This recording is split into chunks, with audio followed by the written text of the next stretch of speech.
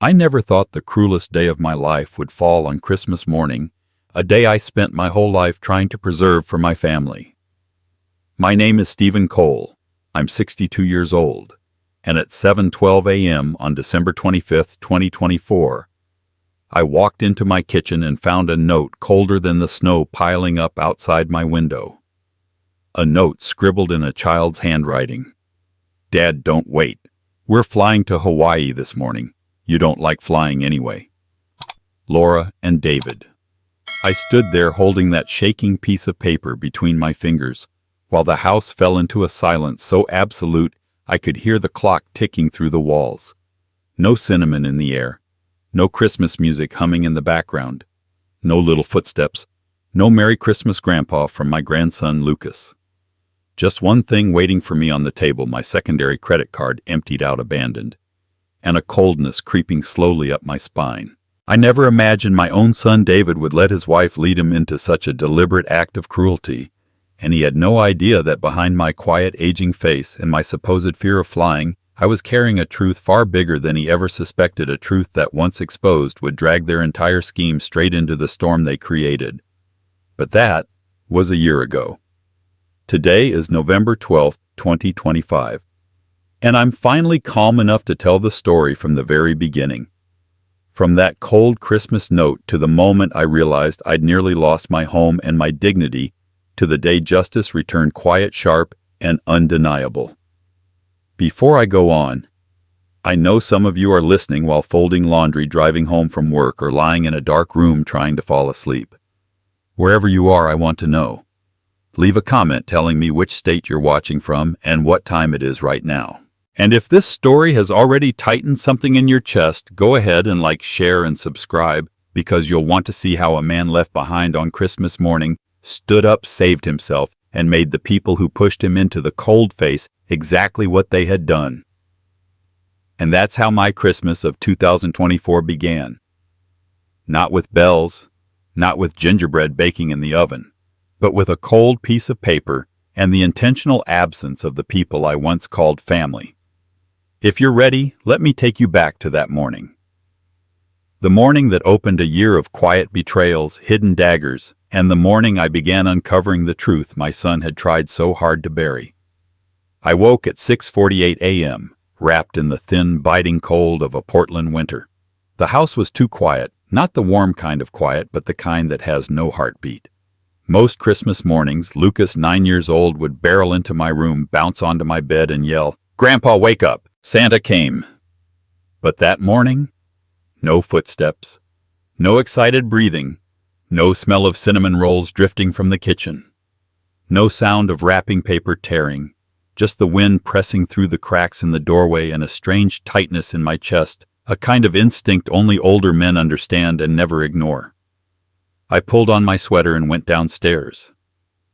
The pale winter light slipped through the white curtains, stretching my shadow across the hardwood floor like an old memory. And then I saw it. A single sheet of white paper lying in the center of the kitchen table, as if placed there intentionally to be found, to be read, to be felt. I moved closer. Childish handwriting, crooked letters, Lucas's handwriting. I know every wobble of his O's, every shaky curve, because I was the one who taught him how to write his name. But those words weren't his. "Dad, don't wait.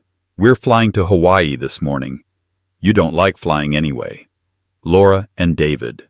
I didn't move, didn't breathe, didn't even blink. There was something chilling about the line. "You don't like flying anyway." Lucas would never write that. My son would never say that, at least not the son I raised. That sentence belonged to Laura. It was the same excuse she used to cut me out of family trips, to exclude me from gatherings, to justify my absence to her friends, as if I were a burden to be neatly kept off stage. I placed my hand on the note.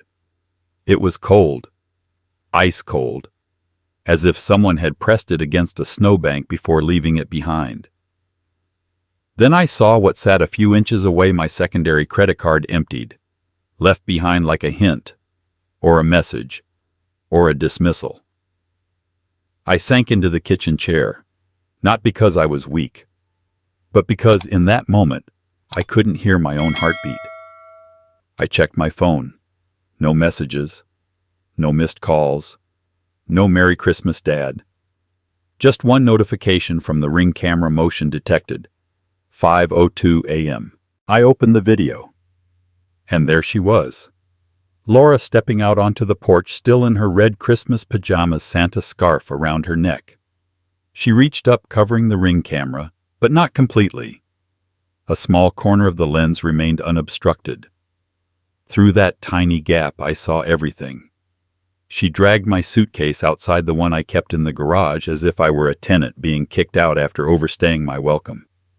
As if I hadn't laid down every tile of this house with my own hands in 2020. As if I hadn't put $180,000 into it. As if I had never belonged here at all. Then came a small voice in the background. Lucas. Soft. Worried. Mom. What about Grandpa's present? My hand tightened around the phone, knuckles turning white. Laura's voice came next, cold-clipped, impatient. Get inside. Now. The video ended. I set the phone down. The kitchen, a place where Amy and I once filled the air with butter, laughter, and warm meals, now felt hollow. A room emptied not by furniture, but by intention. I looked at the note again, not to reread it, but to memorize this moment. Some part of me knew that everything from this point on would change. I stood, poured myself a cup of coffee. Steam rose in pale ribbons, but my hands stayed cold. I took a sip. The bitterness hit harder than usual. The bitterness of realizing I was now the last man standing in a home I helped buy. The bitterness of knowing that note wasn't a message, it was an eviction. And the bitterest truth of all, Lucas had been forced to write it. I saw the slight left lean of the letters, his nervous habit whenever he feels scared or confused. I breathed in slowly, straightened my back, looked out the window as the first snowflakes of the morning began to fall. And in that stillness, I whispered, not loud, not shaky, "All right. This Christmas, I'm not the one leaving." I set my coffee down, picked up the note, slipped it into the pocket of my sweater. The first thin beam of morning light broke across the kitchen floor, and for the first time in years I felt something warm rise in my chest. Not pain, resolve. They abandoned me on Christmas morning, but they didn't realize. They had just opened the door to the truth they buried long ago. And on that cold morning I began to write everything down, because that single sheet of paper was only the beginning of a confrontation they would one day regret ever starting. Christmas of 2024 left a cold piece of paper on my kitchen table. But the truth is, that note didn't begin on December 25th. Its story started 4 years earlier. To understand that cruel morning, you have to go back with me to 2020, the year I lost Amy, the year I lost half my world. Amy passed on a gray February afternoon while Portland was still drowning in rain and the hospital was locked down because of the pandemic. I held her hand until the very last second. And when her eyes closed, I knew I'd never again hear the laugh that lit up our kitchen every Sunday morning. A week after the funeral, I stood alone in our old house in Salem. Her half-finished cup of tea still sat on the table. I stared at it for a long time, before deciding to sell the house. Not because I needed the money, but because the echo of her absence hurt more than any mortgage payment ever could.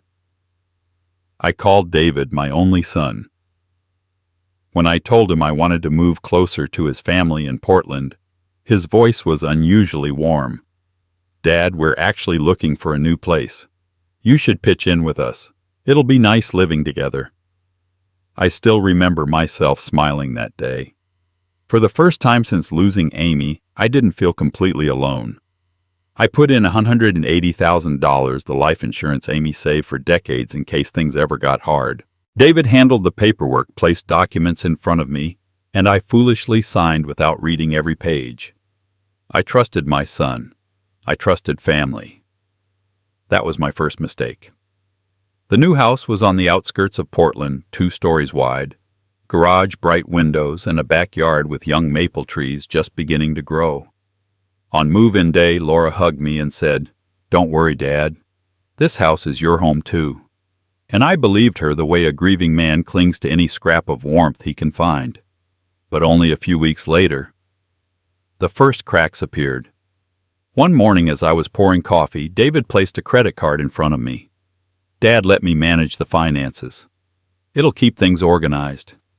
It sounded harmless enough, but from that day on, every bill went through him. Every purchase from the juicer to the living room curtains was charged to my card. Yet he kept all the statements. I didn't question it. I thought, he's my son. He knows what he's doing. That was mistake number 2. Then came Laura. She mounted a tiny GoPro in the hallway, smiling. "Don't mind this, Dad. I'm just filming my vlog." But somehow the GoPro always pointed toward my bedroom door. And each time I walked out, a tiny red light blinked, watching recording tracking. There was a day I was repainting Amy's old wooden shelf in the garage, trying to keep a piece of her close. The smell of pine stain hung in the air like the scent of the life we once had. Laura walked in, arms crossed, voice sharp. "Dad, if the garage smells like paint, I can't film my sponsored clips. Can you stop that?" I stood there, roller in hand, surrounded by the scent of fresh wood, and realized my small attempt at keeping Amy's memory alive had just been dismissed like clutter. I didn't argue. I just cleaned up quietly. From that day on, the garage, the one space I hoped would be mine, became Laura's studio. One evening in 2022, I discovered I'd been removed from the family group chat. I only realized because Lucas showed me pictures from his birthday party posted in a chat I had never seen. Grandpa Mom said this group is only for close family. Close family. And I wasn't in it. I smiled, of course. I didn't want Lucas to see the sting in my chest. But inside, something cracked. A small, quiet fracture, barely noticeable. But the first break in the foundation I thought was family.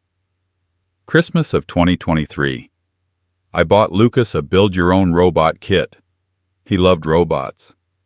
His eyes lit up like holiday lights when he opened it. 3 days later, I found that very same box sitting in the donation pile in the garage, still sealed, untouched, discarded. I picked up the box. Lucas stood in the doorway, eyes on the toy, then up at me. "Grandpa." I didn't want to throw it away. His voice was soft, fragile, almost apologizing for something he didn't do. I put the box back into the donation bin and patted his head. "It's okay, kiddo. You don't have to be sorry. But I knew who put it there. And why. Not because Lucas didn't like the toy, but because Laura didn't want an old-fashioned, not aesthetic red box ruining the curated look of her home. The day I saw that robot kit in the donation pile, I understood something painful. My affection, my presence, my role was being thrown out just as neatly, just as quietly, just as aesthetically. For 3 years I lived with my son and daughter-in-law like a misplaced guest. I lived in the house, but belonged to none of it. I sat at the same table but wasn't counted as one of them. I watched Lucas grow up under ring lights and camera angles, not the warm glow of a real family. And I watched David, my boy, who once held my hand running through the snow, laughing until he ran out of breath, become someone distant, polished, rehearsed. He started saying things like, "Dad, let me handle the finances. Don't log into your accounts. You might get scammed. It's safer if we keep all the house papers." Each sentence sounded reasonable, but a father's heart hears what logic cannot. They were stripping away my right to ask, my right to access, my right to know. By winter of 2023, Lucas asked me during dinner, "Grandpa, why do you sleep in the small room? You paid for this house too, right?" I looked at David. He lowered his eyes. Laura shrugged. "We need the bigger room for filming." "Dad," I smiled. The smile of a man who's grown used to silence. 4 years. 4 years were enough to turn a father into background decoration. 4 years were enough to take 100 small, scattered signs and stack them into a wall that only a fool could ignore. And that fool was me. Until Christmas of 2024. Until the note on the table. Until the 5 a.m. video. Only then did I finally understand. What happened that Christmas morning was not an accident. It was the inevitable result of 4 years of being erased from my own family's life. And that was only the beginning. If you think Christmas morning was the first knife in my back, it wasn't. The truth is, I saw the storm coming from far away. I was just too trusting, too hopeful, too willing to believe in family to get out of its path. It all began 1 week before Christmas, December 18th, 2024. Portland had just dipped into its first cold snap of the season. I was outside hanging Christmas lights, the same string I handmade every year since Lucas was born. David stepped out onto the porch, hands buried in his jacket pockets, expression empty hollow in a way no holiday light could soften. "Dad, don't worry about Christmas this year. We've got it covered." It sounded kind, but his tone was missing the warmth a son usually has when he speaks to his father at holiday time. It sounded final, decided, prepared. I asked, "Lucas wants snowman cookies this year. Did Laura order the ingredients?" David hesitated for a second longer than normal, then said, "You don't need to. We've got different plans." Different plans. That phrase echoed in my mind for days afterward. The next afternoon I was cleaning the garage when Lucas ran in holding his school geography book. He asked a question that seemed harmless but wasn't. "Grandpa, is Hawaii far?" I froze. "Who told you about Hawaii?" Lucas scratched his head. "Mom and Dad. Mom said, 'You don't like flying, so you're not coming.'" I stared at him, his small brown eyes innocent and unaware that he had just triggered every suspicion I'd been trying to bury. "Hawaii, Christmas, you don't like flying." It was the same excuse Laura used for years to edge me out of family trips. And now, Lucas said it too. A child cannot invent such details. A child only repeats what adults want to be true. By Christmas Eve, Portland dropped below freezing. The house was unnervingly quiet. No wrapping paper rustling, no last-minute cookie trays, no one touching the gift I had placed for Lucas under the tree. Around 10 p.m., just as I was heading to bed, my phone buzzed. A sharp, cold ping like the edge of a knife tapping glass. Payment processed, $4, $126, Honolulu travel. I stood in the kitchen, the glow from my phone reflecting my stunned face in the stainless steel fridge. Honolulu. $4, $126. December 24th. I didn't need more proof. I didn't need explanations. I just needed air, and I wasn't entirely sure I could take it in. I opened the Ring app. A new video had appeared. Timestamp 4:57 a.m. December 24th. Camera angle back door facing the garage. I tapped play. Wind hissed through the microphone. Then Laura appeared on the screen wrapped in a red sweater, Santa hat pulled low. She waved two movers inside, men I'd never seen, and pointed toward my belongings. They began carrying my bags to the garage. Through the phone screen I could almost feel the cold spilling into my kitchen. Then a small voice. Quiet. Trembling. "Mom, what about Grandpa's present, Lucas?" My heart clenched so hard I swore it cracked.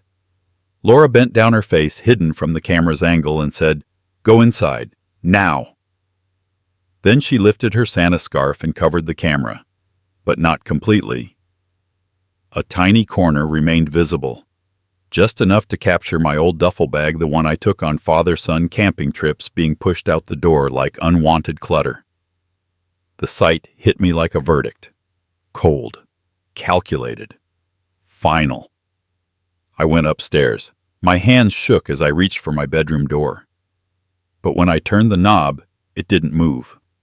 Locked, from the outside. Someone had locked my room the entire evening, as if they feared I might discover something before they boarded their flight. I pressed my fingertips against the cold metal. It wasn't warm, meaning the lock had been set hours before, maybe even the night before. I stepped back. Didn't cry. Didn't panic. Only one thing rose inside me. Truth. Thick, heavy, undeniable. Suddenly every piece clicked, the GoPro facing my bedroom. The garage turned into a studio. The missing group chat. The credit card. The robot toy thrown into the donation bin. Everything had been pointing to the same outcome. I was being removed from my own family, one silent step at a time. I went back down to the kitchen and poured myself a glass of water. When I opened the trash can to throw away the bottle cap, I froze. There it was. The snowman cookie tin. The one I baked for Lucas every Christmas. Still sealed, not a single cookie touched. Thrown away. I picked it up. The smell of butter and vanilla still lingered, meaning it had been tossed recently. Still warm. Lucas didn't throw it away. I knew that, not him. I placed the tin back into the trash as gently as if I were lowering a memory I wasn't ready to lose.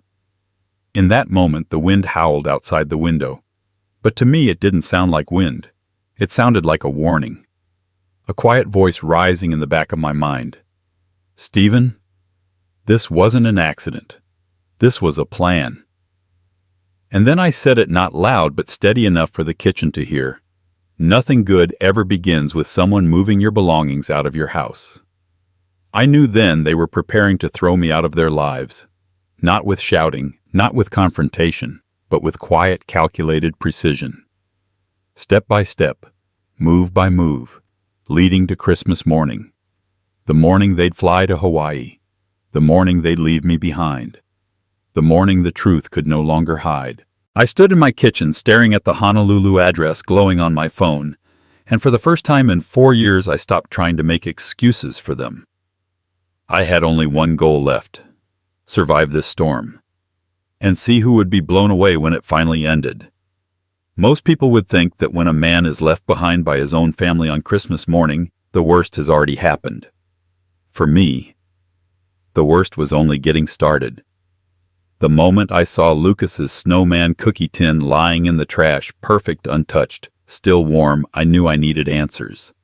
Not answers from David, not from Laura, from the only person who had ever told me the truth even when I didn't want to hear it. Amy, my wife. I went upstairs, opened the old wooden wardrobe, and pulled out the green metal box Amy had left me. It was scratched, worn at the corners with tiny marks on the lid. I remembered clearly Lucas had scraped it with a toy car when he was 3. I held the box in my hands. And for a second I could almost smell Amy's perfume again, that soft, almost invisible scent you only notice when you've been loved for a long time. I opened the box. On top was a small piece of paper folded in half. Amy's handwriting, familiar, gentle, slanting slightly to the right. I read each word slowly as if she were standing beside me, whispering, "If one day I'm no longer here, don't sign anything the kids ask you to unless you've read it carefully. Even the kindest person can go blind when it comes to family." I sat down on the edge of the bed. The paper was small, almost fragile, but the weight of her words filled the entire room. Amy had always seen what I refused to see. Even after leaving this world, she still saw more clearly than I did while standing in the middle of it. I placed the note on my lap, took a long breath, and reached into the drawer for the house documents. That's when everything started to crack open. I opened the folder labeled Property Purchase, 2020. Lines of text, numbers, legal phrases. The pages I'd signed 4 years ago stared back at me under the warm desk light. On the third page, title ownership. I looked at the co-owner section. My name, Stephen Cole, had been crossed out with a single thin black line. Clean, precise, cold. Under that line in typed capital letters, David Cole, sole owner. I froze. A faint buzzing filled my ears. Not from the room. From my own blood roaring in my head. I spoke out loud, very slowly, barely a whisper. I never signed this. I flipped to the next page. The refinance document.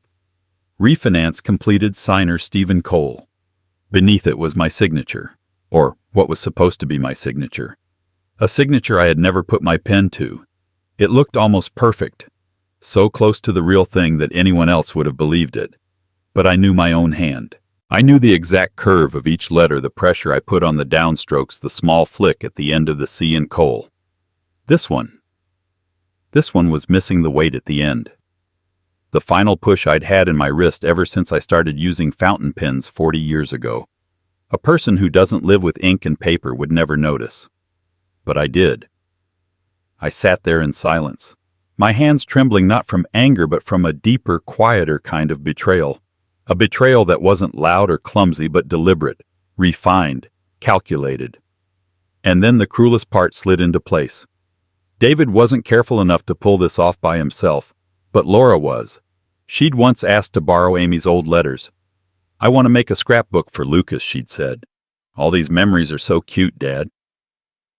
I handed over the box of letters without a second thought. But now, staring at the forged signature, I recognized the curve of the C in Cole. The same gentle curve Amy used in the letter she wrote me back in high school. Laura hadn't just forged my signature. She had used my dead wife's handwriting to practice. A violation so personal it knocked the air out of my lungs. It wasn't just fraud. It was desecration. I shut my eyes for a moment. When I opened them, my hands had stopped shaking. The cold in my chest had hardened into something else, clarity. The kind of clarity you only gain when the deepest part of you has finally finished breaking. I turned on the desk lamp, pulled the magnifying glass closer, and started going over every single line. The more I looked, the more I realized the life I'd lived with my son and his wife for the past 3 years wasn't a family. It was a stage play. And I had been an extra who didn't know he was in someone else's script. On the last page of the file, in tiny print at the bottom, recording date June 2023, notarized. I remembered that day. I had stayed home with Lucas making grilled cheese and watching cartoons. David and Laura had gone out to meet a client. Turns out, their client was the notary. They were filing paperwork to legally cut me out of the house I helped pay for. I closed the folder, then opened it again, then closed it once more. Not to check the documents, but to keep my temper steady. Slowly, carefully, I said the words like a vow I didn't sign. I never signed. I pulled out my old laptop, searching through emails from 2023, and there it was, like a fist to the face. "Your refinance has been completed. Thank you, Mr. Cole." An email from the bank. An email I had never read, because David had control over my accounts that year. I thought he was just helping me pay bills. I didn't know he was using that access to receive things in my name I never agreed to. I opened the attachment, the same forged signature, neat, confident, brazen. The room tilted just a little. I pressed my hand on the desk to steady myself, and then I saw Amy, in the photo frame on top of the dresser, smiling like she always did, eyes soft, almost amused, as if to say, "Do you see it now, Stephen? I warned you." I placed her note next to the stack of documents. 2 pieces of paper, one from a past built on kindness, one from a present built on cruelty, lying side by side like 2 verdicts. I knew what I had to do. I turned on the old printer and started printing everything. Every page, 2 copies each. I didn't know exactly what fight I was walking into, but every instinct in me said, "You're going to need proof." I stacked the pages, aligned the edges, clipped them together. Then I slid them into my black leather briefcase, the same one I used back when I worked at the State Department of Justice. When I pulled the zipper shut, the soft click sounded like the end of 4 years of denial. I stood up, folded Amy's note, and slipped it into the front pocket of my shirt. My fingers brushed the faded ink of her handwriting, and for the first time in a long time, I felt like she was walking beside me again. I turned off the light. The room went dark. And in that darkness, I said the words I knew would put me on a path there was no coming back from. If they want me out of this house, I'll show them what happens when you push a father into the dark. There's an old saying, older folks like to share, the neighbors always know. Back then, I didn't believe it.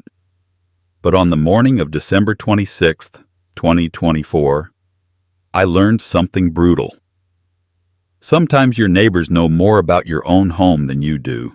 After printing every document on Christmas Eve, I knew I couldn't handle this alone. I needed someone with a trained eye, someone who could spot a forged signature in half a second. There was only one person I trusted, Richard Bennett. Richard lived 3 houses down, 71 years old, retired civil attorney, sharp mind, sharper instinct. We'd become friends because of a mailbox mix-up. A letter of mine ended up in his box once, and from that day forward we chatted 5 or 10 minutes every evening on the porch. He was the sort of man who spoke little, noticed everything, and never underestimated a detail. That morning, with snow still clinging to the edge of the street, I walked over and knocked on his door. Richard opened it, took one look at my face, and immediately knew something was wrong. "Stephen, you don't look like someone who just had Christmas." I didn't answer. I simply handed him the briefcase. He stepped aside, letting me in. His living room was warm, dark pine wood, soft lamps, a space that felt lived in and steady. He sat down, opened the briefcase, and his eyes sharpened instantly like an old hawk waking up. I stood behind him, hands clasped tightly, trying not to break apart. From the outside, someone might have thought we were reviewing a home renovation contract or checking the price of a new roof. But we weren't. We were looking at pieces carefully placed, pieces of a betrayal years in the making. Richard flipped to the first page, the altered title, Ownership. He looked up. "You wired $180,000 for the purchase, correct?" "Yes. I still have every receipt." He nodded slowly, deliberately. "Then that's it. No matter what papers they filed, you are still a legal co-owner under Oregon law." I let out a breath, a long, shaky exhale I didn't even know I'd been holding since Christmas morning.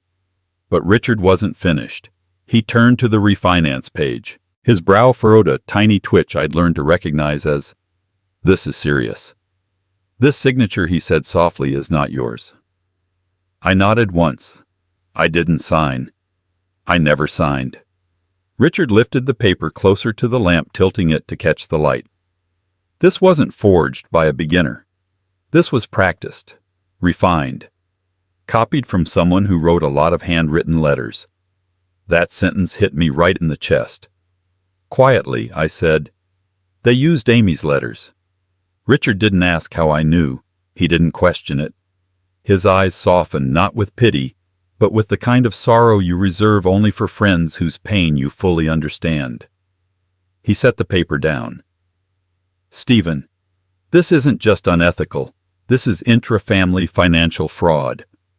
I stood absolutely still. The room was warm, but I felt like I was standing inside an abandoned winter bus stop. We were about to turn to the next page when someone knocked on the door. Not hard, but hesitant, the knock of someone debating whether they should interfere. Richard got up and opened it. Standing there was Nancy Whitmore, 68. My neighbor across the street. She was holding a stack of mail, her expression tense. "Stephen, these were misdelivered to my house." I reached for the stack. I was about to thank her when I saw it. A thick envelope stamped with the Portland Bank logo. Bold red letters across the center. Foreclosure notice. Overdue payment. My ears rang. My head burned. Every word on the page blurred except to foreclosure. Seized. Nancy lowered her voice, glancing over her shoulder. "Stephen, I didn't want to pry, but I saw a realtor, someone I didn't recognize, standing outside your garage last week. They were looking for a long time. The garage. The place I'd wanted to keep Amy's wooden shelf. The place Laura turned into her studio. The place I saw my things being removed from." Richard took the notice from my hand, pulled a chair closer, and said in a voice that could cut granite, "David mortgaged the property in his name, and now he's defaulted. If you hadn't caught this..." you would have lost the house you paid into. That sentence. It was like someone pulled the floor out from under my feet. I laughed. Not because anything was funny, but because life was absurd enough to be cruel. I thought I only lost a family. I didn't know I almost lost my roof, too. Richard didn't smile. He placed a hand on my shoulder, firm, steady, the touch of a man who understood more in 5 seconds than my son had understood in 4 years. Nancy stepped back, voice trembling. "Stephen, I don't want to meddle, but I think they're doing things you're not aware of." I folded the foreclosure notice, slid it into the briefcase. I didn't want anyone else to see my humiliation, even though Nancy meant well. Richard stood. His voice was calm, controlled, and deadly serious. "From this moment on, you are not to speak to David or Laura. Not a word. Let me review every law, every transaction, every filing they touched. And you keep every scrap of evidence." I nodded. He didn't ask if I was hurt or disappointed. He didn't need to. He already knew. He saw it without me saying a single word. Richard added one more sentence, one I will never forget. A sentence carved into me like an engraving on steel. "They think you're weak, but they forget something. The quietest man is the one who survives the storm the longest." I picked up my briefcase. Nancy was still at the door, looking at me with soft, worried eyes. "Stephen, are you okay?" I smiled, a thin, tired smile with more cold than warmth. "I'm all right, Nancy. I've been walking in the dark a long time without realizing it." I stepped outside. Snow was falling again. The world looked peaceful, untouched, unbothered. But inside me, I knew that silence was only the overture to something bigger, darker, and much more dangerous. I walked down the snowy steps, briefcase held tight to my chest, and I whispered to myself, "All right. If this is the road they chose, I'll follow it to the very end." Christmas, 2024. I spent it in a house so silent it felt as if time itself had packed up and left with my family. No laughter, no wrapping paper tearing, no Lucas running in with messy hair yelling, "Grandpa, wake up!" No one. Just me and a note saying I didn't like flying. At 9:32 p.m. that night, my phone rang. A FaceTime call from Laura. The screen lit up, casting a cold blue glow across my reflection in the kitchen window. Laura stood on the balcony of a Hawaiian resort, her hair wet, a bikini strap slipping under a thin robe. Behind her, the wind lifted the sheer curtain as if trying to remind me. They really had left me behind to enjoy the Christmas I partially paid for. Her voice was light, airy, but hollow. "Is everything okay, Dad? I bet Portland is freezing." Behind her, David lifted a neon blue cocktail glass fogged with frost.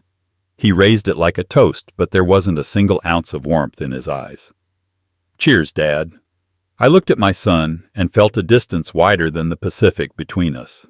Not because of geography, but because of who he had become. A child I raised with every dollar and bone I had, now looking at me as if I were nothing but an inconvenience. I spoke slowly, my voice low, steady, cold, like tempered steel. "Yes, it's cold. But I think I'm about to warm up." Laura frowned, puzzled. David smirked, the smirk of a man who thinks he has already won. I ended the call before they could say anything else. Not because it hurt, but because I refused to waste one more second on two people who had already decided I didn't belong in their lives. Boxing Day, December 26th. When Portland was still wrapped in a thick morning fog, a large gray-blue moving truck pulled up to the curb. 3 movers stepped out. One of them approached me. "Are you Stephen Cole?" I nodded. "We've been assigned to assist with a 2-hour move today." I let out a quiet, bitter laugh, a thin smile with no joy behind it. A smile of someone who had finally stopped expecting kindness. I let them inside. They opened their clipboard to review a list, but I raised a hand. "No need. I have my own." I placed a stack of papers on the kitchen counter, receipts for every item I'd purchased in the past 4 years. The 75-inch TV 2021, the juicer 2022, the living room couch 2020, the guest bed 2023, the air purifier 2022.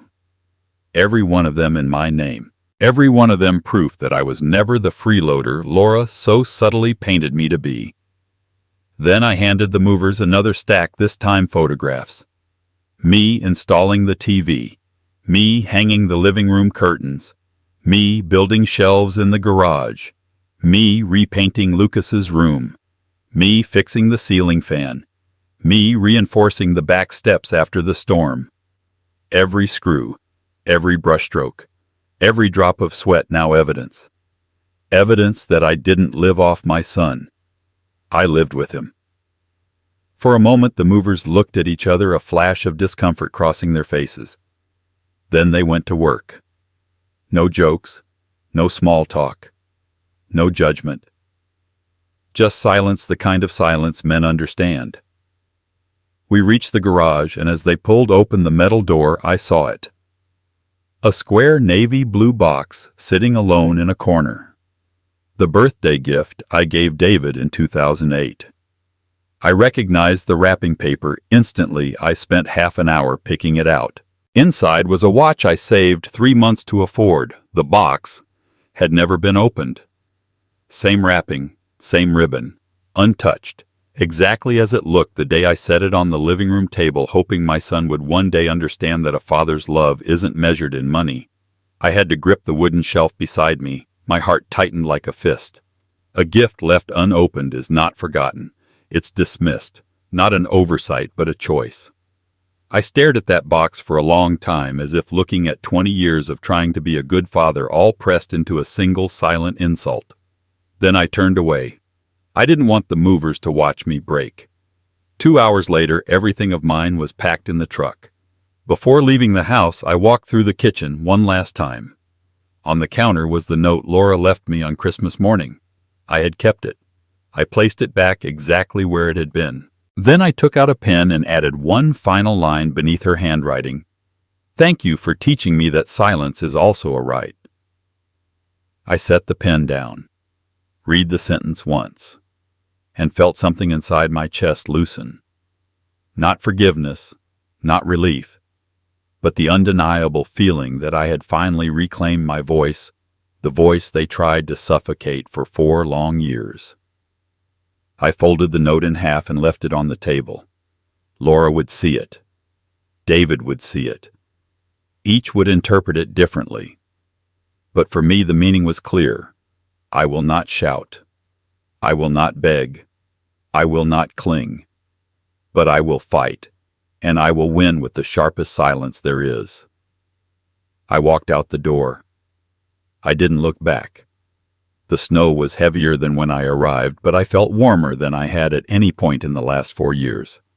I climbed into the moving truck, rested a hand on my boxes, and whispered only loud enough for Amy's spirit to hear. "Let's go.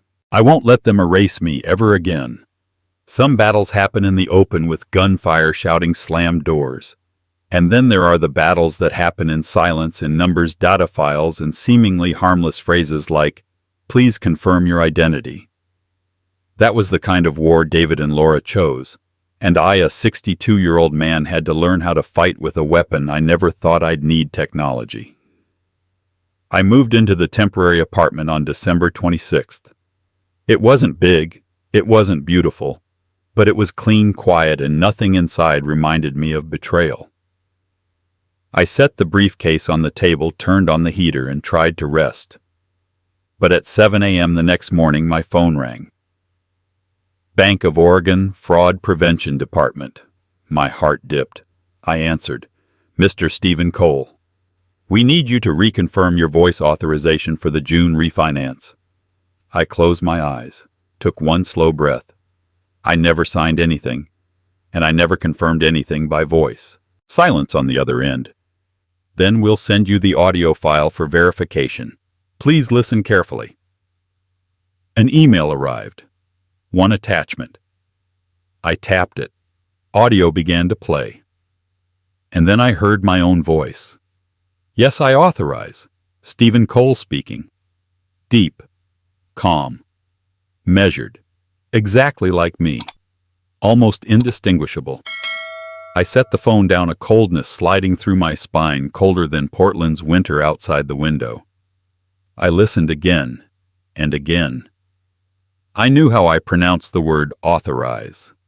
I knew the tiny throat clear I always did before longer sentences. I knew the way I dropped my breath at the end of a phrase because I'd read scripture at church for 20 years. This recording, it sounded 90% like me.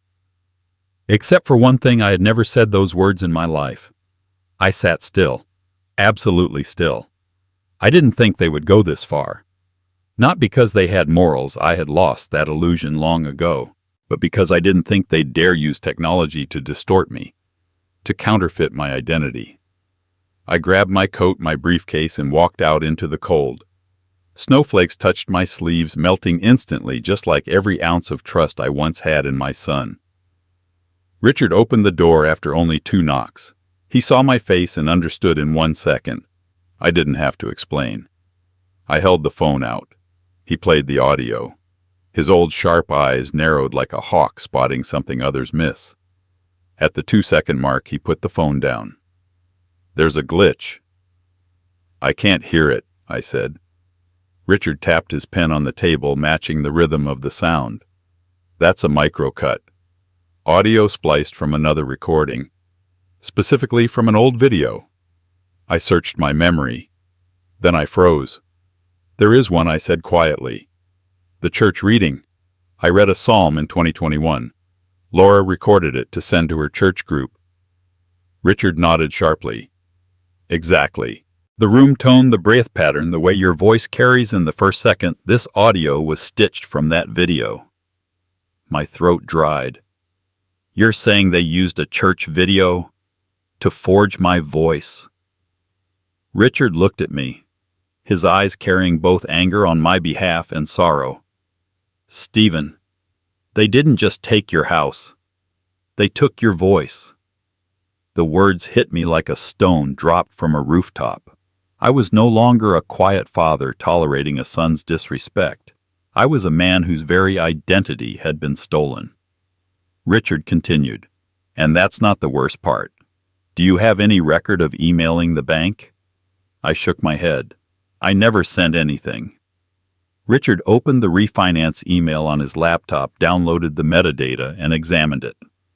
2 minutes later, he looked up, face still, voice low. This came from an Apple device. I have an iPad, I said. He shook his head. Not yours. This was sent from a 2022 model. Yours is from 2018. Slowly, painfully, I said, Laura has an iPad Pro 2022. Richard closed the laptop gently, the way someone closes the lid on a casket. Stephen. The authorization email came from Laura's iPad. My heart thumped not in shock, but in a deep, bone-grinding ache.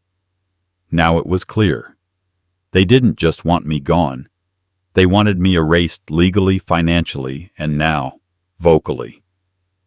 That afternoon, Nancy knocked on the apartment door. I didn't expect her. But life has a strange way of sending witnesses right when we need them.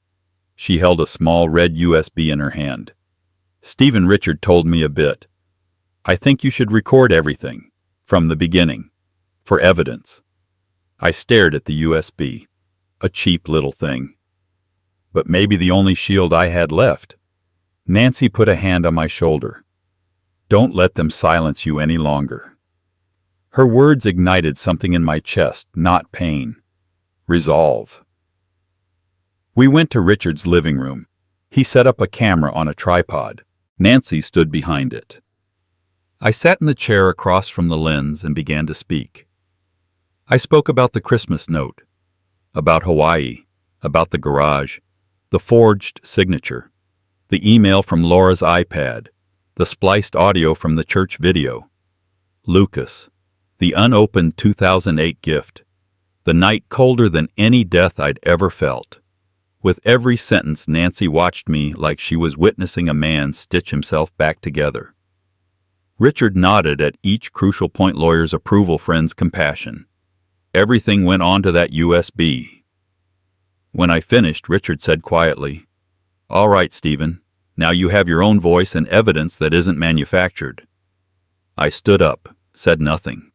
I stared out the window at the falling snow and whispered, "If they want a technological war, I'll show them technology knows how to choose a side." That day I lost another piece of my family, but I regained a piece of myself, and the real battle had officially begun. Some mornings begin with the sound of wind chimes, sparrows chirping, or the smell of fresh coffee. Mine began with a knock. Not the polite knock of a neighbor, not the slow tap of a mail carrier, but a firm, heavy 3-beat knock, the kind used by someone who carries the law on their shoulders. I rose from the table, my hands still faintly smelling of old paper. Wind hissed through the window frame, a quiet warning the world gives you before something shifts. I opened the door. 2 officers stood there. The hallway light glinted off the silver badges on their chests. The man in front, tall, broad-shouldered, weathered face, lifted his ID. Portland Police Bureau, Sergeant David Harlow. I didn't speak. I just waited. Harlow gave a small nod as if acknowledging what he saw in my eyes. "We received a report," he glanced down at his notebook, "that Mr. Stephen Cole has stolen property from the residence at 147 Oak Ridge Lane."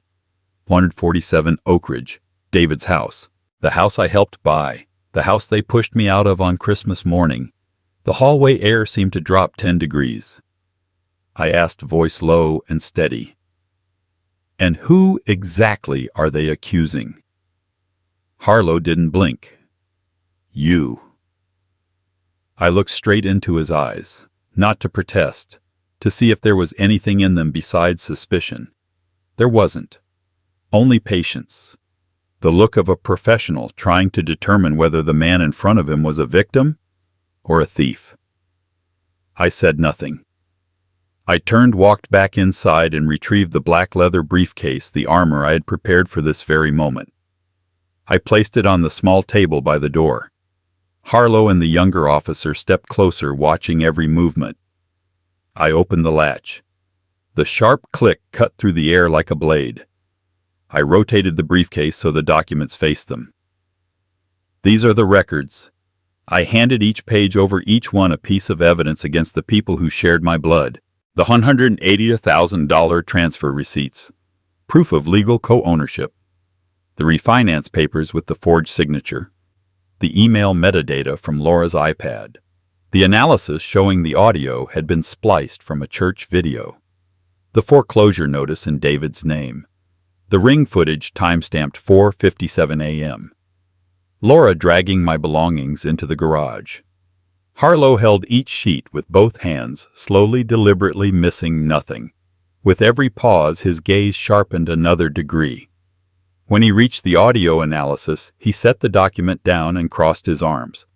Then he asked, voice low, "You worked for the Oregon Department of Justice?"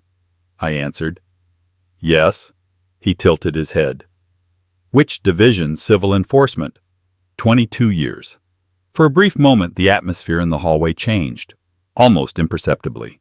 Harlow's eyes shifted, not because I had once worked for the state, but because he understood a man who spent 2 decades in civil enforcement would not be fooled by sloppy fraud. He drew in a long breath. Then he carefully gathered the documents, handed them back to me slowly, respectfully.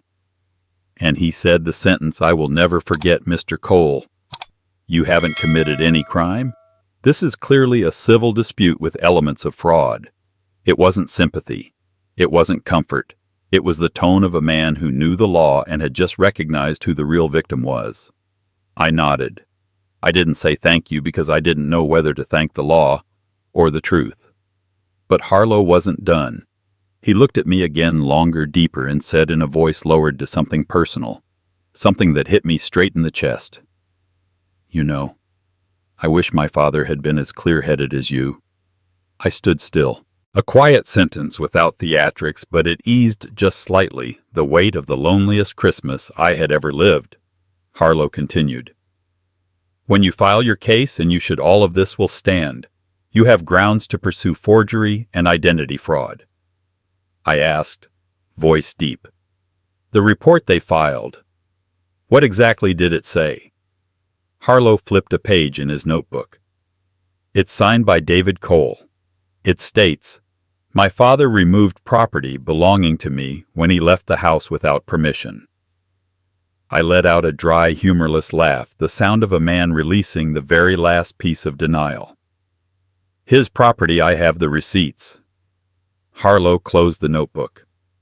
Then you have nothing to worry about. If we need further verification, we'll contact you. He stepped back, ready to leave, but then he paused, turned again, and added one last line. Mr. Cole, not everyone stays sharp after being betrayed by their own children. If I were you, I'd bring all of this into the light. I looked at him, silent, but he read the answer in my eyes. Harlow nodded as if he understood. Good luck, Mr. Cole. He walked away. The footsteps of the two officers echoed down the empty corridor, each one marking the beginning of a new chapter in my life. When the door closed, the small apartment sank back into silence. But this time, the silence didn't scare me. It felt like an ally. I stood beside the table looking at the briefcase, at the evidence born from 4 years of pain which had finally become weapons. And I whispered, soft but solid, "Good. From here on, I don't run." In life, there are tiny moments that mark enormous turning points. For me, it was the moment a police sergeant returned my documents with both hands. The moment I understood I was no longer the man thrown out of a house. I was the man who had begun to take everything back. There are places where people go to argue, places where people go to defend themselves, and then there are places where a person goes to reclaim who they are. For me, the Multnomah County Courthouse in March 2025 was exactly that place. A cold gray building standing straight in the Portland rain, like a reminder that truth, no matter how buried, always finds its way back to the surface. I walked through the courthouse hallway, the familiar black leather briefcase in my hand. It felt heavier than usual, not because of the documents inside, but because 4 years of betrayal sat within its seams. David had filed a lawsuit against me demanding $10,000 in emotional damages because I had stolen his property.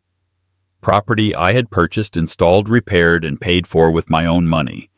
Laura didn't show up, but I knew she was somewhere behind the scenes, pulling strings, orchestrating everything like an ambitious but clumsy director. The courtroom was small. Old wooden tables, hard benches, 2 officers standing guard, and on the judge's bench the man who made me stop mid-step, Judge Evan Hayes. My former student. Years ago I taught Evan ethics and integrity in civil law when he was still fresh in the field.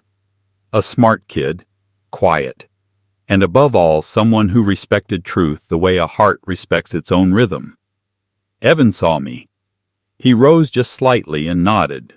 I returned a small nod, a greeting between two men who had once believed in the same laws. The hearing began. David stood at the plaintiff's table. His hands trembled, though he tried to hide it. He didn't look at me like a son looks at a father. He looked at me the way someone looks at an obstacle. Evan read from the file, his voice level. Plaintiff David Cole sues his father, Stephen Cole, for emotional damages and property theft. I didn't react. I let the process unfold. Then Evan asked Mr. Stephen, "Do you have legal representation?" I shook my head. "No, I'm representing myself." Evan nodded. No warning, no disapproval. He knew I wasn't acting on impulse. He knew I had come prepared. David presented first. He spun a warped little story that I took items without permission, that I was in mental decline, that I had damaged family relations. Every few sentences he glanced at Evan, searching for sympathy. Evan didn't move. He listened like stone. When David finished, Evan said one word. "Defendant." I rose. No papers in my hand, just my voice. "Your Honor, I have no defense, only the truth." Evan looked at me not as a judge, but as someone who had once heard me teach. Truth doesn't need decoration. I opened the briefcase and took out the small USB drive Nancy had given me. Richard had organized everything down to the smallest detail. I connected it to the courtroom display. The screen lit up. Evan nodded. Proceed. 1. The forged voice. I played the audio the bank had sent me. Yes, I authorize. Stephen Cole speaking. Silence filled the courtroom. Even David froze as if he'd forgotten this was the evidence he meant to bury. Evan leaned forward, listening. Once. Twice. A third time. Then he asked Mr. Stephen, "You confirm you never said this?" "I never did." I played Richard's analysis, the glitch at the 2-second mark, the splice taken from my 2021 church reading. Evan examined the waveform. Then he spoke quietly. "This audio is fabricated." A ripple moved through the room. 2. The fraudulent email. I switched to the email metadata. On the screen, device iPad Pro, 2022, owner, Laura Cole. You could have heard a pin drop. David swallowed hard. Evan read the metadata aloud, each word cutting deeper. The refinance authorization email was not sent from Mr. Stevens' device. David went pale. 3. The garage sale video. I played the clip Nancy had captured David leading a broker into the garage selling my belongings to cover his overdue debt. Clear as daylight. No room for interpretation. Evan looked directly at David. "Do you confirm this is you?" David stammered. I thought, that's enough." Evan's voice wasn't loud, but it hit like a closing cell door. Chapter 4. Laura's live stream. I played the archived live stream. Finally, we don't have to live with the old man anymore. Laura's laugh echoed through the courtroom, the kind of ugly sound that strips the last layer of innocence from a story. Evan set his pen down. A tiny sound, but heavier than any gavel. He looked at me with warmth, with grief, with something like respect. "You taught me to honor the truth. Today, I'm returning the lesson." I bowed my head, not because I had won, but because I had just witnessed a student grow into his integrity. Evan turned to David, his voice sharp as a drawn blade. "The court finds the defendant. Mr. Stephen Cole is fully in the right. The plaintiff, Mr. David Cole, has presented deceptive claims, submitted manipulated evidence, and engaged in intentional defamation." A long silence. Then, the case is dismissed. The gavel struck a sound like the final crack in 4 years of darkness. Outside the courtroom, David walked past me without a glance. But Laura stood waiting, arms crossed, lip curled in contempt. She leaned in, voice low. "You won. But who needs you now?" I looked straight at her. No anger, no hatred, no fear. Just the quiet clarity of a man who has lived long enough to know that dignity does not require an audience. I said I don't need anyone to know I was right. And I walked away, didn't look back. The briefcase in my hand felt lighter, as if justice had finally taken on some of the weight I'd carried. The hearing ended on a Monday.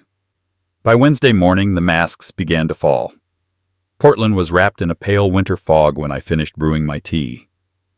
The steam curled upward, soft, warm, a contrast to the cold message waiting on my phone. A text from Richard. "You're in the news." I opened the link, and there it was, a headline in bold Times New Roman as solemn as a verdict. "Retired state attorney outsmarts son in property. Fraud case." Portland Daily Tribune. I read each word slowly, not out of pride, not out of triumph, but because some long-buried part of me, a part that had been suffocated for 4 years, finally exhaled again. The article was blunt, unvarnished, unromantic. It told the truth. It told the story of a father pushed out of his own home, a son who forged a signature, a daughter-in-law who used voice forgery and digital deceit, a judge who had once been my student, and a small courtroom where a very large truth cracked open. It ended with a quote from Evan Stephen Cole, "Is proof that truth sometimes needs only one moment of courage, and it will never be buried again." I set my phone down. I didn't smile, but inside a faint, steady warmth, like the last ember of a fire that refuses to die, glowed quietly. By noon, everything began to explode online. Someone uploaded the old live stream clip of Laura. Finally, we don't have to live with the old man anymore. The clip was sharpened, brightened, and it spread across the internet like brush fire. The comments came fast. "What kind of attitude is this? She seriously disrespects elders. If anyone treated my father like that, I'd cut them off. Why would any brand work with someone like this?" Someone emailed the clip to a major fashion sponsor, the same one Laura bragged about for months. By late afternoon, Laura posted an Instagram story, 8 seconds of white screen and one sentence, "I'm being treated unfairly." 20 minutes later, the brand reposted a cold, clean statement. "Due to serious disrespectful conduct, our collaboration with Laura Cole is officially terminated. No defense, no argument, no saving face." The mask fell silently, swiftly, and no one bent down to pick it up. David's downfall arrived differently, not loud, not dramatic, just a single metallic sound in a dark room, the sound of something heavy dropping. A user on Twitter posted local realtor David Cole, now under IRS review for inconsistent tax filings. I knew instantly. When the court opened the refinance documents, IRS had been notified of the irregularities. David's filings had dozens of expenses that didn't match his income. By late afternoon, a black sedan stopped in front of his house. 2 individuals in government attire walked up the driveway. A neighbor snapped photos. Within hours, they were online. Caption: "IRS has arrived." I didn't feel joy. I didn't feel satisfaction. I just watched and let consequences run their natural course. That evening, Nancy knocked. She stood in my doorway holding a tray of apple pie, the kind my wife used to love. She set it gently on the table, her shoulders dropping in a soft sigh. "Steve, you're a quiet man," she said, "but your quiet is what made the truth visible." I poured her a cup of hot tea. "You heard everything I asked." Nancy nodded. "The whole neighborhood has. And they're on your side." I didn't know what to say. I just looked out the window into the Portland rain, smearing the world into blurred shapes of right and wrong, love and betrayal, hope and hurt. Nancy placed her hand on my shoulder. "Karma has a timetable, Steve. Never early, never late. Just right on time." I let out a tired breath, not happy but real. "I don't need them to hurt Nancy," I said softly. "I just need them to stop hurting me." Nancy nodded, a knowing, gentle nod from someone who's lived too long in shadows. "Your peaceful days are coming," she whispered. After she left, I stood alone in that small, temporary apartment. No fancy furniture, no polished floors, no sense of home. But it was quiet. A good quiet. A clean quiet. No GoPro watching me. No staged content. No cold remarks. No calculated cruelty. Just silence, the kind that holds you, not the kind that squeezes you. I sat down, set my hand on my old briefcase, and finally, after 4 years, I took a full, deep breath. I don't know where my life will lead next. I don't know how I'll rebuild. But I know this. I no longer fear the people who once frightened me, and I am no longer walking in the dark alone. In that quiet room, I whispered to myself, a reminder I knew I'd need. Karma never hurries. It simply waits for you to stand still long enough to see it. Fall of 2025 arrived slowly, not like the 4 seasons before it. Each one filled with storms, betrayal, and nights where sleep avoided me like an old enemy. The day I moved into Riverstone Residences, the maple leaves fell thick on the sidewalk like a red and gold carpet laid out for people who had survived their private wars and were still standing.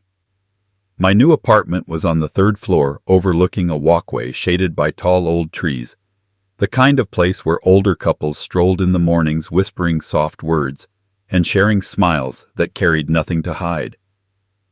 I set my worn leather briefcase down and looked around. Not much furniture, nothing fancy. But everything was clean, bright. and most of all, quiet. For the first time in 4 years, I felt like I was standing inside a place that wasn't trying to push me out. That afternoon, the management office called. The director of Riverstone, Laura Simmons, mid-40s, curly hair, alert eyes, warm handshake, sat across from me. "Mr. Cole," she said, "we've followed your story, and the community here, they truly admire you." I nodded, not proudly, just accepting the truth for what it was. She handed me a cup of tea. "Have you ever considered teaching again?" I frowned slightly. I used to teach ethics in civil law. That was decades ago. Laura smiled, not polite but knowing. "What about now? With everything you've gone through, you could help a lot of people here." I didn't understand at first, until she slid a form across the table. Basic Law for Retirees: How to Protect Your Finances from Family Exploitation. I read the title slowly, and every word dragged me backward to the newly changed lock on my bedroom door, to the garage turned into a filming studio, to the "dad doesn't like flying" note, to the forged signature, to the voice forgery cut from a church video, to the nights I sat alone in that drafty temporary apartment asking myself, how does your own child do that to you? I placed the paper down. If I teach. My voice was low, steady, a voice reshaped by fire. I'm not teaching to get revenge. I'm teaching so nobody else gets treated the way I did. Laura didn't blink. She just nodded, slow, deliberate, like she had been waiting for that sentence. That's exactly why I want you leading the class. 3 weeks later, I taught my first session. The community room lights glowed soft and warm. 24 seniors sat in a circle, a widower, a retired nurse, a woman who'd just lost her partner of 40 years, each face holding a story they hadn't yet found the courage to speak aloud. I walked to the whiteboard and wrote the first sentence. No one has the right to take the life you built with your own hands. A woman in the front row raised her trembling hand. It hurts more, she said softly, when the ones who harm you are family. I held her gaze. I know. I used to believe family would love us enough not to cross certain lines. I paused long enough for the room to feel the weight behind the words. But sometimes, protecting yourself isn't selfish. It's survival. An older gentleman exhaled sharply, eyes glossy. I didn't hug anyone.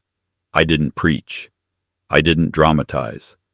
I simply stood there, a man who had walked through fire and opened a door so others wouldn't have to walk through their storms alone.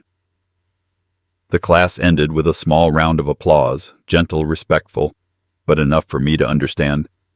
The silence I once swallowed was now becoming someone else's lifeline. October brought a new workshop. Recognizing Financial Abuse Within Family. Riverstone put posters up in the lobby. People lined up with questions. Can you look at my mortgage? What are my rights? If my son took my deed, is my daughter legally allowed to access my account? A 72-year-old woman whispered, Stephen, because of you, I found out my daughter signed the title to my house without telling me. I didn't answer right away. I simply rested a hand on her shoulder, a gentle touch between two people who'd both been wounded by those they loved most. But life always tells two stories at once, mine and the one belonging to the people who tried to break me. One late October afternoon, while I was making tea in the community kitchen, Richard called. Stephen, you need to see this. He sent a picture. David sitting in his car, staring at the large white sign posted across the house that once belonged to both of us. Foreclosure, property seized. I zoomed in. David wasn't crying, wasn't shouting. He wasn't even angry. He just looked empty, like a man watching part of his life burn down without understanding that he had lit the match. I didn't feel triumph, didn't feel vengeance, didn't feel sadness. I felt inevitability. People can fool the law for a while, but they can't fool the consequences of what they've done. and Laura A. post circulating online showed Laura Cole has deleted all social media. Instagram 284K followers gone, YouTube channel wiped, influencer accounts silent, no videos, no stories, no sponsors, no spotlight. Someone who lived on attention like oxygen had erased herself from the light. I set my phone down. No reaction, no commentary. Just one quiet thought: masks fall when there's nothing left underneath. At the end of the month, I received an email. Mr. Cole, many readers are calling you a symbol of calm justice. May I write a feature about your class Oregon Chronicle junior reporter? I reread the phrase. Calm justice, not loud, not violent, not vengeful. The kind of justice that doesn't shout, it simply stands still and lets truth carve its own path. I smiled faint real. Not for fame, not for recognition, but because I finally understood the silence that once felt like a blow had become my strength. I replied, I'm just someone who survived. If my story helps others, I'll share it gladly. That evening I sat on my third-floor balcony watching red leaves swirl in the autumn wind. And softly, to no one but myself, I said, a new path isn't beautiful because it has no darkness. It's beautiful because I walked through the darkness and I'm still standing. For the first time since that brutal Christmas morning in 2024, I felt like my life was no longer being pushed out of its own doorway. I had stepped into a new chapter, a quiet one, steady, strong, built on peace that could finally hold its shape. November 28, 2025. Oregon stepped into early winter with a kind of cold, clean light, the kind that makes the sky look freshly polished by an unseen hand. I sat by the window of room 312 at Riverstone Residences, a cup of hot tea steaming beside me, and the faint scent of pine drifting down the hallway, like an old memory but softer now, without any sharp edges. 1 year, one full year since that Christmas morning when I stood in the kitchen with nothing but a note that said, Dad doesn't like flying. I looked outside. End-of-season maple leaves spun slowly in the wind. Retirees walked their dogs beneath rows of golden streetlights. Everything sounded neat, gentle, real. Nothing like my life 12 months ago. At 63, I don't need much to feel alive anymore. Just a quiet morning, a warm drink, and the comfort of knowing I don't have to brace myself for anyone inside my own home. There was a cream-colored envelope on the table. Sender David Cole. Postmarked last week. I hadn't opened it. I looked at the envelope long enough for the sunlight to shift half a handspan across the floor. Not because I was debating, but because I simply didn't see a reason to open it. I know what these letters hold. Either a late apology born not of remorse but of fear, or a soft circular justification written to ease their conscience, not mine. Or worse, a request. I rested my hand on the envelope, feeling the cold, stiff paper. Then I set it back exactly where it was. Unopened. Unneeded. Beneath it lay a small Christmas card. No signature. No, from Lucas. Just a pencil drawing of a Christmas tree and a clumsy little line of text, Merry Christmas. From someone who still remembers. I didn't need a name. I knew that handwriting tilted slightly left, never quite staying on the line. The same handwriting I taught Lucas during a summer afternoon when we practiced spelling Grandpa. It's been a year since I saw him. I haven't demanded visits. I won't put him between the person he loves and the person he fears. But that card somehow had slipped past Laura, past David, past all the walls adults build to hide their own wrongdoing. I laid my hand on it gently, as if touching a memory I didn't want to wake. A month ago, someone quietly placed an old valise at my door. No note, no name, but I knew it instantly. It was mine. The one that once sat in the garage back when Laura turned it into a studio, back when my belongings were piled aside like clutter. My hands trembled when I opened it, not from fear, but from not knowing which memory might be waiting. Inside there was only one thing. A photograph. Amy, my wife, and Lucas, 4 years old, in 2020. The photo I thought was lost when Laura reorganized the garage for filming. Lucas stood in Amy's arms, hugging her tight. Both of them smiling the kind of smile that never needed ring lights, filters, or retakes. I sat on the floor that day holding the picture for a very long time. A child couldn't have carried that valise all the way to a retirement residence without help. And yet he found a way to return to me the very thing adults tried to take. No words, no explanations, no reunion. Sometimes, love takes the long way around, but it still finds the correct address. This morning I opened the valise again, not out of longing, but to confirm something I have walked past the darkness. I placed the photo on the table, right beside David's unopened envelope. 2 worlds side by side, and I knew which one I belonged to. I slid David's envelope into the drawer. Didn't lock it, didn't hide it, didn't toss it out. I simply put it somewhere where it could no longer hurt me. A quiet thought passed through me. Not every door deserves to be opened again. Evening settled. Oregon's winter light thinned into a silvery thread across the window pane.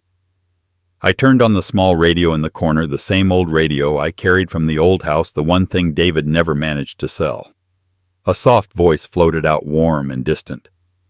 Happy early Christmas, Oregon. I set the tea down and leaned back in my chair.